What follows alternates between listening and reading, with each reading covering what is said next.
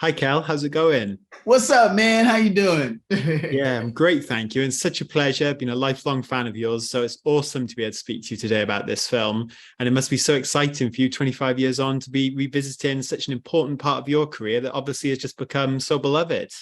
Yeah, man. I love that it's beloved, and it's just so cool that people still love it. After all these years, they're introducing it to new generations of kids. It was a kid that just celebrated Good Burger and had a Good Burger themed party. He was only 5, and so that's super cool that it's still going all these years, man. And people get to enjoy it with the entire family. So I'm excited. Yeah. I can only imagine. And you got to do some really crazy stuff in this movie, from submerging yourself in a milkshake to leading a huge dance number. So when you were working on this thing, was every day just crazier than the last, or what was it like for you? You know what? It was cool because we had been doing all that for a few seasons, and so all that was just as crazy as it can get with the characters and the zaniness of it all. And so to be able to take all of that and put it in a movie, it was like a great creative playground for all of us, for the writers, the producers. It was like, yo, they're taking our show and we're gonna put it on a big screen. That was a big moment for all of us, and I think it shares a special place in our hearts so much because it was like our first time doing all of this stuff. Like, you know what I mean? And so it was just like, all right, let's go, let's do it. And it turned out to be amazing, and people are still talking about it 25 years later, which is so cool. Yeah. It's become iconic, and I think is a big part of that as well is obviously your work and Kenan's work, but because you had some huge cameos in the film as well, like Shaq and Carmen Electra and George Clinton. And for you as, I guess, 17, 18, 19-year-old kid at the time, what was it like to be interacting with these larger than life sort of celebrities? Bro, like, okay, so George Clinton, I mean, working with him, my dad loved all of like the Parliament music and Funkadelic, and I grew up listening to this all the time. And then to be able to sit down with him, you know what I mean, and do a scene and then dance to his music, super amazing. Carmen Electra, I got to flip her over and hang out with her all day. Sinbad, just amazing comedian. I also do stand up as well, and so it was just amazing to learn from him. One of so many big movies he was doing at that time, and for him to come on and play with us in Good Burger was just so awesome. And so, yeah, man, it's real. It was just a fun moment as a team to look around and just see all these amazing people that I watched on TV that now I was working with them. Super cool. Even Shar Jackson being on Moesha and coming to hang out with us. That was cool. Yeah. Yeah, I can only imagine. Of course, obviously, you and Kenan, you went on to find great success. But Yeah. looking back at the film, I'm rewatching it this week. I was surprised seeing J. August Richard in there, and obviously Linda Cardinelli as well. They've gone on to do big things. So it must be kind of surreal to look back at that. And these people you worked with, as I said, you're a young guy, and they've gone on like yourself to find this huge success in Hollywood.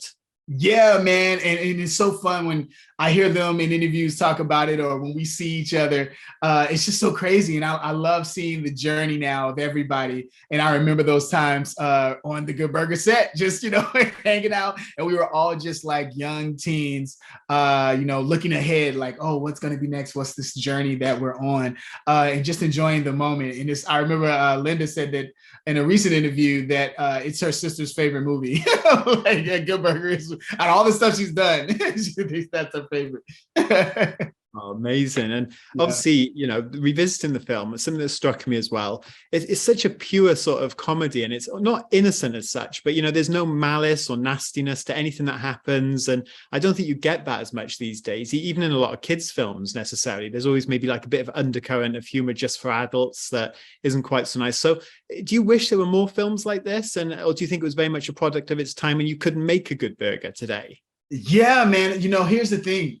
Shout out to the writers. I think it's super cool because even to this day, Good Burger still holds up, even with adults and kids. And it was just the writers knew how to do it really well. But it was very positive. Like, it was a lot of positive things to take away from Good Burger, where, friendship, not judging a book by its cover, all these different things that were just super cool within the story. And I think it could definitely hold up now. You know what I mean?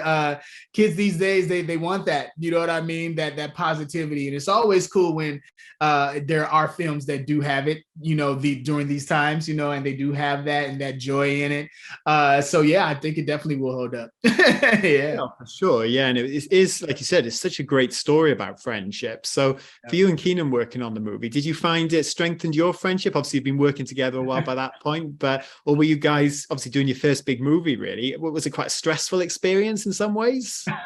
No, we had a blast, man. And for Kenan, this was his second movie that he was doing. He was already did Mighty Ducks 2. So that was cool for me to kind of like get ideas from him and learn from him. Like he's like, yeah, this is what they're gonna do today. This is what that camera does. So that was kind of cool to get that advice from him on there. But yeah, man, we just got like so much great advice, and even from Brian Robbins. I remember we were partying one night before Kenan and I, because we were just like, yo, we're shooting a movie. We got the TV show at the same time. And we came in on set, like we didn't know we had a 4 a.m. call, and we came in like just super tired.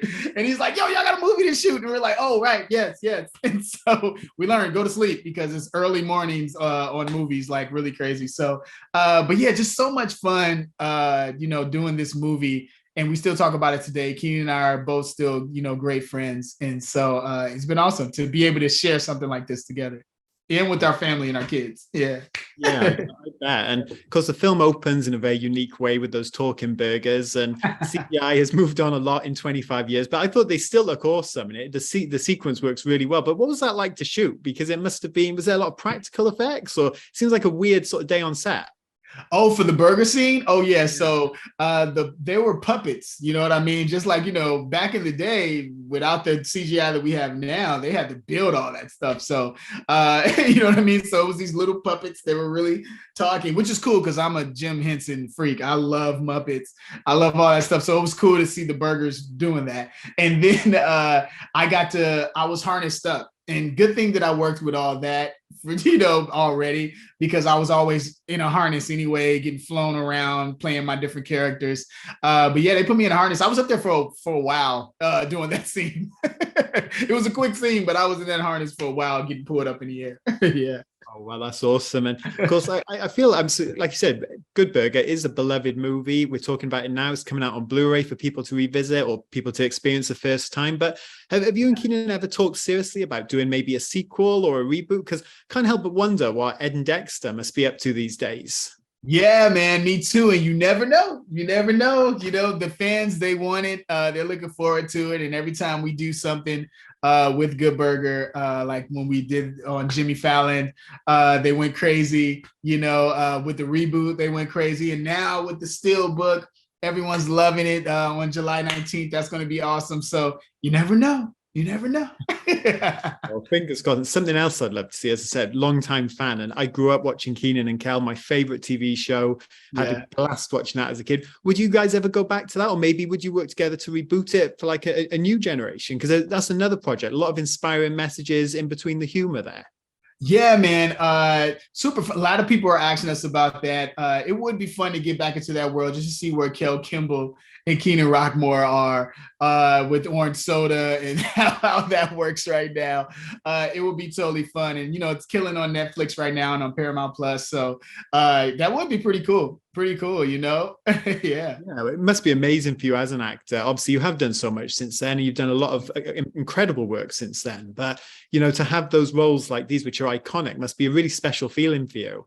Oh, yeah. As an actor, that's what you want that. You know what I mean? You want to have roles like that that stand the test of time, that people still talk about. And it's so cool. It's very humbling. And I love the fact that people still talk about it to this day. In the stories that they say, like I met a couple that their first date before they got married, their first date was Good Burger. And every anniversary, they watch Good Burger. And I'm just like, yo, that's crazy. But it's so sweet. It's such a sweet moment. I love hearing stories like that, Yeah. Yeah, absolutely. And just one final question for you, Kel. Yeah, I think man. I saved my most hard-hitting question for last, but talking about Good Burger, what's your favorite burger? I'm kind of like a Burger King at this point. Everywhere I go, I get free burgers. But to make a really, really good burger, it definitely has to have that juiciness to it. It can't be a dry burger. When you hold it, it got to have that kind of be really messy with it. So you can do that with, if you know how to cook it correctly, you can do that with a turkey burger as well. You can do it with a vegan burger as well. So yeah, just make sure it has that pillowy effect to it. That's the way you do it. Cause I cook, so you know what I mean. Just before I let you go, actually, I also want to ask, obviously your kids' book, Prank Day, very cool sounding premise from what I've read about that. Looked at the preview on Amazon, looks awesome. Could you maybe just tell our readers a little bit about that and what they can expect from that? Because it looks like a blast. Yeah, man, I'm super excited. I'm an author as well, and I'm super excited about this book. It's for tweens. It's about a kid named Chase that does all these pranks on April Fool's Day. But the next day, on April 2nd, all the pranks come true. And he has to figure out why. So there's a running refrigerator running around. There's fruit talking, a dog that turns into a lion, clowns coming out of the toilet. It's a wild story. I love movies and books that have a lot of like fun fantasy and action, race against time. And I wanted to do that for kids. And it has a lot of my comedy in here, a lot of zany stuff in here that's pretty cool for my Nickelodeon fans. You'll definitely see a lot of that in here. Yeah. Oh, amazing. Well, it sounds just as much fun as Good Burger. And Kel, like I said, such a pleasure to speak to you, and can't wait for people to check out this film either again or for the first time. And awesome chatting with you. So thank you so much. You too, man. Have a great one. Thanks for chatting with me.